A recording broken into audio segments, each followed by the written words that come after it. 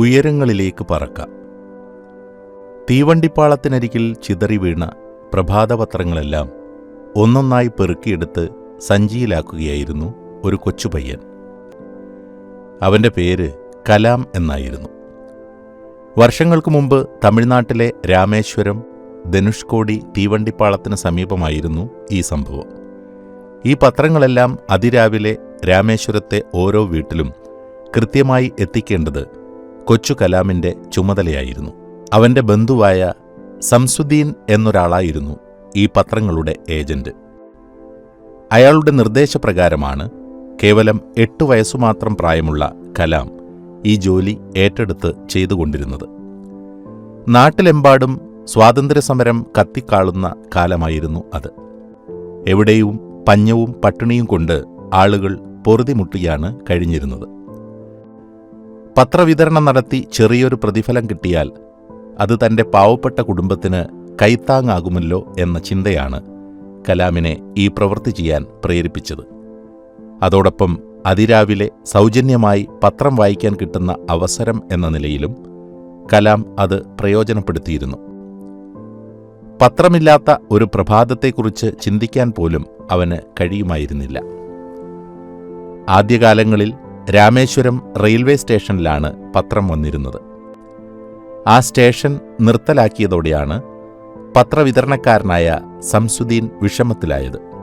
എങ്കിലും കലാം സഹായത്തിനെത്തിയതോടെ അയാളുടെ ശ്വാസം നേരെ വീണു. കലാം പറഞ്ഞു, സംസുക്ക, ബേജാറാകേണ്ട, താങ്കളെ ഞാൻ സഹായിക്കാം.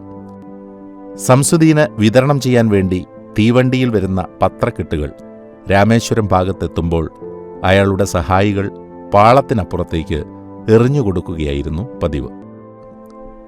അവിടെ കാത്തുനിൽക്കുന്ന കലാം ആ പത്രങ്ങളെല്ലാം പെറുക്കിക്കൂട്ടി തൻ്റെ സഞ്ചിയിലാക്കി രാമേശ്വരത്തെ ഓരോ വീട്ടിലും എത്തിക്കും. അതിരാവിലെയുള്ള ട്യൂഷനും ഖുറാൻ പഠനവുമൊക്കെ വേഗത്തിൽ പൂർത്തിയാക്കിയിട്ടാണ് കലാം കൃത്യമായി പത്രവിതരണത്തിനെത്തിയിരുന്നത്. പത്രവുമായി ഒരു പഴയ സൈക്കിളിലാണ് കലാം എന്നും ഊരു ചുറ്റിയിരുന്നത്. വിതരണം പൂർത്തിയാക്കി കഴിഞ്ഞാൽ അവൻ വീട്ടിലേക്കോടും. പിന്നെ അവിടെ നിന്ന് 1-2 ചപ്പാത്തിയോ ദോശയോ എന്തെങ്കിലും കഴിച്ച ശേഷം സ്കൂളിലേക്ക് ഒരു പാച്ചിലാണ്. പഠിച്ചു പഠിച്ച് വാനോളം ഉയരണമെന്നായിരുന്നു അവൻ്റെ ആഗ്രഹം.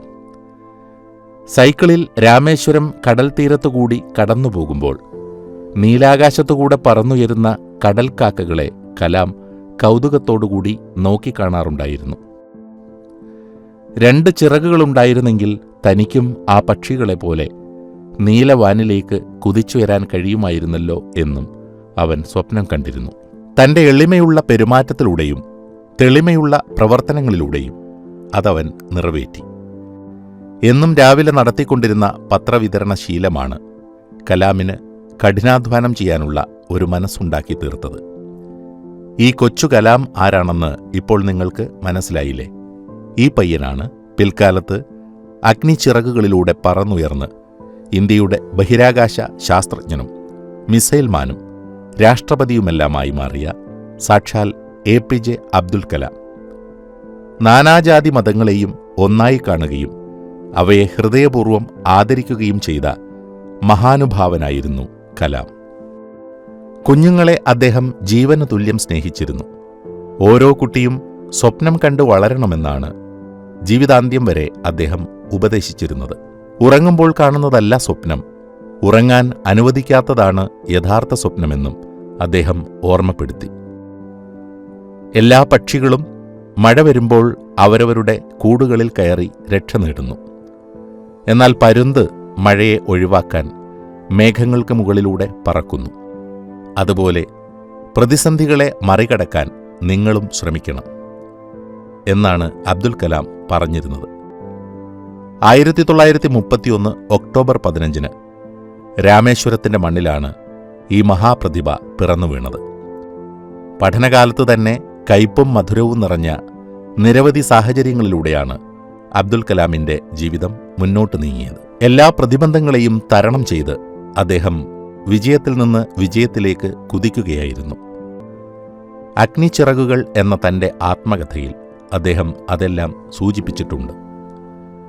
2015 ജൂലൈ 25 ഷില്ലോങ്ങിലെ ഒരു പ്രസംഗവേദിയിൽ തളർന്നു വീണതോടെയാണ് അദ്ദേഹത്തിൻ്റെ ധന്യജീവിതത്തിന് തിരശ്ശീല വീണത്. അബ്ദുൽ കലാമിൻ്റെ ജീവിതം അർത്ഥപൂർണവും മാതൃകാപരവുമായിരുന്നു. വരൂ, നമുക്കും അദ്ദേഹത്തെ പോലെ ഉയരങ്ങളിലേക്ക് പറക്കാം.